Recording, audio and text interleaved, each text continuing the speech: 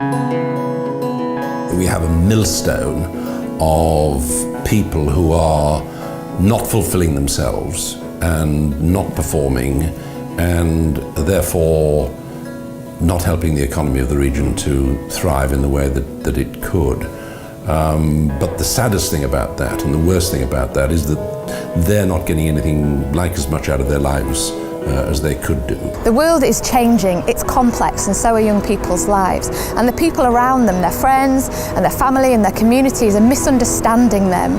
And this is causing, real complications for these young people. We're responsible for the communities that a 15-year-old's growing up in. 15-year-old's not responsible for the community they grow up in. They're 15. 10 years ago, they'd only just come out of nappies. What our parents recognised as careers and how the world of work works has changed so much that actually maybe their understandings of what work is aren't actually very helpful right now. What I wanted to be doing was out paddling, learning, working, really developmental things. What I did not want to be doing was being at school. There's lots of opportunities and there's lots of young people, but there's a disconnect between the two. You can't force young people down one particular route. They've got to find the right opportunity for them at the right time, and they've got to have the confidence to make the most of it. Everybody has it in them to succeed at something. Everybody does. And it's a question of how you unlock that. Our research findings were very interesting. The idea that we need to raise the aspirations of young people is not necessarily so. What we need to do is give them the opportunity to take advantage of their own aspirations. Self-determination theory posits that we need 3 different psychological needs to be met, and these are autonomy, relatedness, and competence. I think some of the most exciting work we do is to support young people to design their own project. And I think the benefits of that is immediately young people have signed up to that, so they've actually chosen what they want to do. It makes us feel alive, free, completely free, F the system, I'm just doing this for me.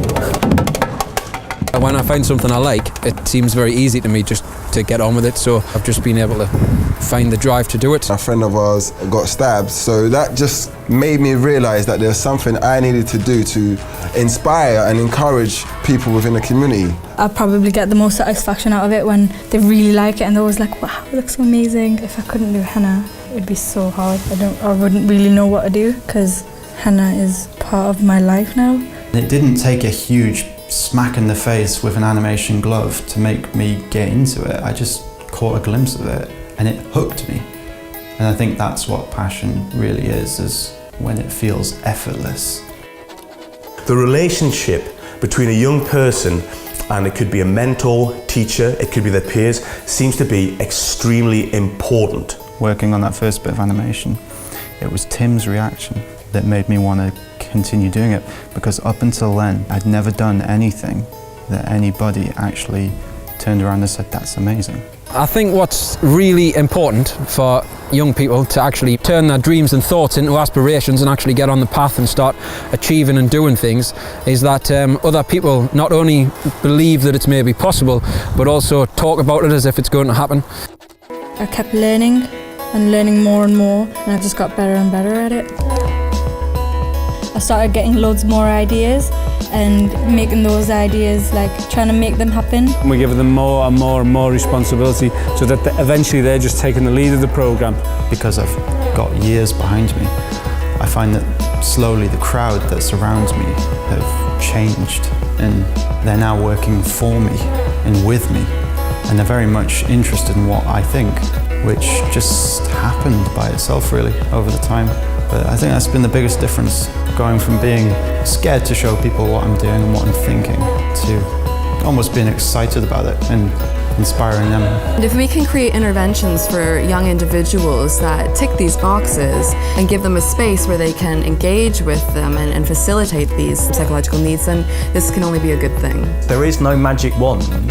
There are no magic levers that you can pull to reduce youth unemployment by 10%. What you can do is work with young people to build relationships with them, to help them be the best that they can be, to help them achieve whatever it is possible for them to achieve, and then see what happens.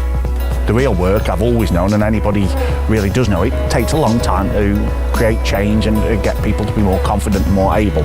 I've never been let down. I've been working with young people for over 30 years now. I think if you let people know that you trust in them, they usually rise their game. Whatever position I hold, I just hope to make a positive and impact towards other people.